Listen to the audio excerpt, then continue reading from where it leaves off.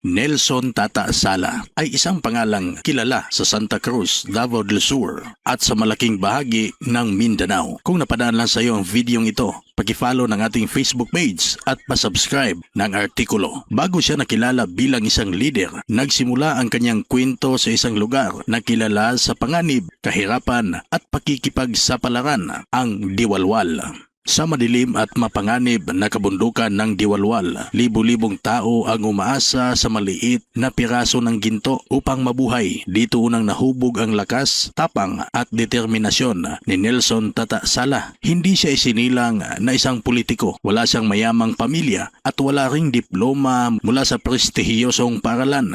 11 silang magkakapatid at 7 lamang ang nakapagtapos ng elementarya dahil sa matinding kahirapan. Nasunog noon ang kanilang bahay at dumaan sila sa mga panahong halos wala silang makain. Isa sa kanilang kapatid ang namatay sa harap mismo ng kanilang tahanan.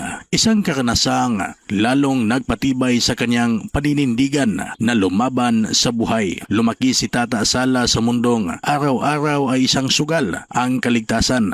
Kilala ang Diwalwal bilang lugar na maraming minero ang hindi na muling nakakabalik mula sa ilalim ng lupa. Marami ang namatay at marami rin ang nagkasakit dahil sa panganib na kondisyon ng pagmimina. Dito niya natutunan ang pinakamahalagang aral, ang survival.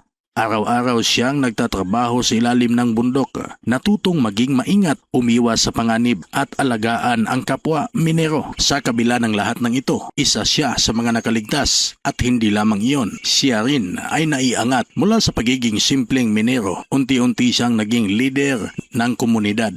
Kalaunan, nahalal siya bilang barangay captain ng Diwalwal. Pinamumunuan niya ang samahan ng mga minero at ilang ulit siyang muling nahalal dahil sa tiwala ng komunidad. Dito nagsimula ang mas malaking laban sa kanyang buhay, ang pagpasok sa politika. Ang kanyang mga karanasan sa Diwalwal ang nagturo sa kanya ng disiplina, tapang at malasakit. Alam niya ang pakiramdam ng gutom, kawalan ng seguridad at araw-araw na pakikibaka para sa pamilya. Dahil dito ang kanyang estilo ng pamumuno ay nakatuon sa tunay na pangangailangan ng mamamayan. Hindi lamang sa malalaking proyekto kundi sa praktikal at magkataong solusyon. Inorganisa niya ang maliliit na minero, isinulong ang kaligtasan sa pagmimina at ipinakita ang tunay na leader ay handang makibahagi sa bawat hamon. Nang tumakbo siya bilang mayor ng Santa Cruz, marami ang nagtanong kung paano mamuno ang isang taong hindi tradisyonal na politiko. Ngunit malinaw ang kanyang paninindigan. Ang leader na dumaan sa tunay na hirap ay mas may kakayahang umunawa at maglingkod.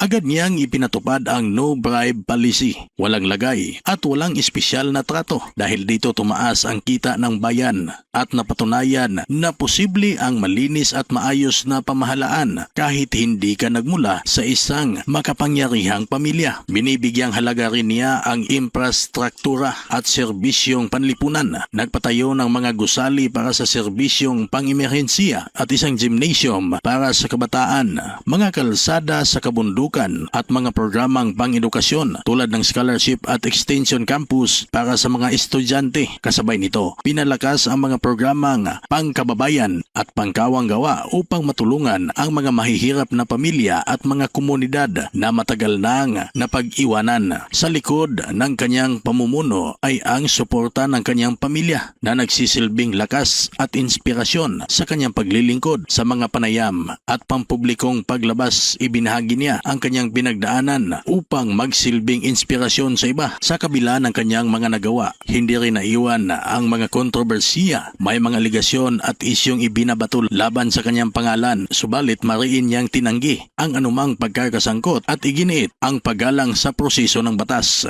Higit sa lahat, nananatili ang kanyang pangarap, ang gawing syudad, ang Santa Cruz, Davao del Sur, upang magbukas ng mas maraming oportunidad, mas malaking pundo at mas maliwanag na kinabukasan para sa bawat mamamayan. Mula sa madilim na lagusan ng Diwalwal hanggang sa pamumuno sa Santa Cruz, Davao del Sur, ang kwento ni Tata Sala ay patunay ang tunay na leader ay hinubog ng karanasan, tapang, determinasyon at malasakit sa kapwa.